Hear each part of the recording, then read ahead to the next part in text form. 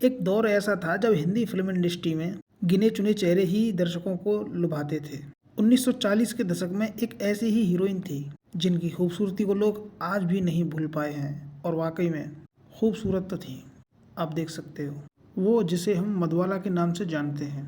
मधुबाला उस समय लाखों दिलों की धड़कन थी, और आज भी उनके चाहने वालों की कोई कमी नहीं। फिल्म मुगले आजम में मधुबाला ने अनारकली का जो किरदार निभाया वो आज लोगों के दिलों में बसा हुआ है। यूं तो फिल्मों में एंट्री बाल कलाकार के तौर पर 1942 में आई फिल्म बसंत से कर दी थी। उस वक्त उनकी उम्र सिर्फ 9 साल की थी, लेकिन बतौर अभिनेत्री उन्होंने 1947 में नील कमल में काम किया, जिसे फिल्म मेकर केदार शर्मा ने बनाई थी। और इसके बाद उन्होंने 1947 में दिल की रानी और 1948 में अमर प्रेम में काम किया। ये सभी फिल्में उन्होंने द शोमैन कहे जाने वाले राज कपूर के साथ की थी। मधुबाला एक भारतीय अभिनेत्री थी। उनका जन्म 14 फरवरी 1933 को दिल्ली में हुआ था। उनका असली नाम मुमताज़ जहां बेगम देहलवी था।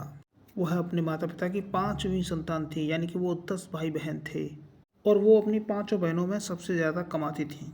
एक इंटरव्यू में उन्होंने इस बात का खुलासा किया था कि मधुबाला को सिर्फ दिलीप कुमार ने नहीं बल्कि किशोर कुमार ने भी धोखा दिया था। मधुबाला की बहन की माने तो नया दौर की वजह से टूटा, न कि उनके पिता की जिद से। इस फिल्म के कुछ हिस्सों की शूटिंग कर चुकी मधुबाला को मेकर्स ने बाकी शूटिंग के लिए ग्वालियर भेजना चाहा। डकैत इलाका होने से पिता ने मेकर्स से लोकेशन चेंज करने का आग्रह किया, जिसके लिए वे राज़ी नहीं हुए। तब मेरे पिता ने मधुबाला को फिल्म छोड़ने और मेकर्स के पैसे लौटाने के लिए कहा, यानी कि मधुबाला के पिता ने मधुबाला को फिल्म छोड़ने के लिए कहा। उस दौरान दिलीप कुमार की सगाई मधुबाला से हो चुकी थी। इस लिहाज से चोपड़ा ने दिलीप को मधुबाला से बात करने के लिए भेजा। दिलीप ने मधुबाला को खूब समझाया कि लेकिन वे पिता के खिलाफ जाने के लिए राजी नहीं हुई। फिर चोपड़ा प्रोडक्शन ने मधुबाला के खिलाफ केस फाइल किया, जो लगभग 1 साल तक चला। इसी बीच दोनों के रिश्तों में दरार आई। फिर उसके बाद दिलीप साहब ने उनके सामने फिल्में छोड़ शादी करने का प्रस्ताव रखा। मधुबाला ने कहा कि वे तभी शादी करेंगी जब दिलीप उनके पिता से माफ़ी मांग लेंगे। दिलीप के इनकार के बाद दोनों की राहें जुदा हो गईं। शायद वह एक माफ़ी इनकी ज़िंदगी बदल सकती थी। मधुबाला ने उम्र के आखिरी दिन तक दिलीप साहब को प्यार किया था।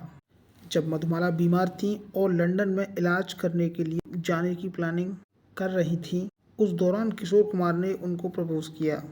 मधुबाला के पिता चाहते थे कि मधुबाला डॉक्टर्स की राय लें और पूरी तरह ठीक होने के बाद ही शादी करें, लेकिन दिलीप कुमार के व्यवहार से गुस्साई मधुबाला ने तुरंत किशोर कुमार से शादी कर ली। 27 साल की उम्र में साल 1960 में इनकी शादी हुई, और जैसे ही डॉक्टर्स ने बताया कि वे ज़्यादा दिनों तक नहीं जी पाएंगी, तब किशोर कुमार ने मुंबई के कार्टर रोड में बंगला खरीद और उन्हें वहां नर्स और एक ड्राइवर के साथ छोड़ दिया। 4-4 महीने में एक बार मिलने आया करते थे। उन्होंने मधुबाला का फ़ोन तक उठाना बंद कर दिया। बताया जाता है किशोर कुमार मधुबाला से बहुत प्यार करते थे, लेकिन जैसे ही वह लंदन से आई उन्होंने मधुबाला को धोखा दे दिया। वह अच्छे पति नहीं थे। मधुबाला इस बात से बेहद दुखी थी कि उनसे कोई भी मिलने नहीं आता था। एक वक्त बॉलीवुड की हॉट प्रॉपर्टी हुआ करती थी, लेकिन आज जब वे बीमार और मरने की कगार पर थीं तो कोई एक भी उनका हाल जानने नहीं आया।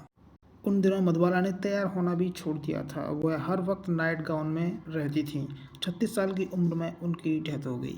मधुबाला के चाहने वाले आज भी मधुबाला को याद करते हैं, और देखा जाए तो खूबसूरती की मिसाल है वो। आजकल की हीरोइन समझ में ही नहीं आती, सब कुछ दिखा देती हैं फिर भी बकवास लगती हैं। पहले भारतीय संस्कृत को न छेड़ते हुए एक्टिंग किया करते थे लोग, और आज भारतीय नारी मन में लज्जा तन में साड़ी।